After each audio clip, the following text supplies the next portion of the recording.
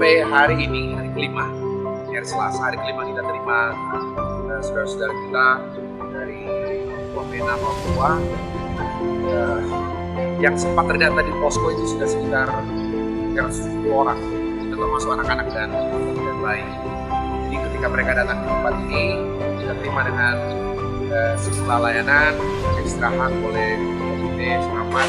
Setelah itu mereka dapat layanan medis. Masyarakat juga banyak sekali yang serta berpartisipasi memberikan bantuan makanan, teh, snack, bahkan susu. Jadi anak-anak kita bagikan susu untuk kebutuhan anak-anak dan bayi. Nah, kita masih akan terus membuka posko ini setiap hari di tempat ini, dan teristimewa untuk ada info.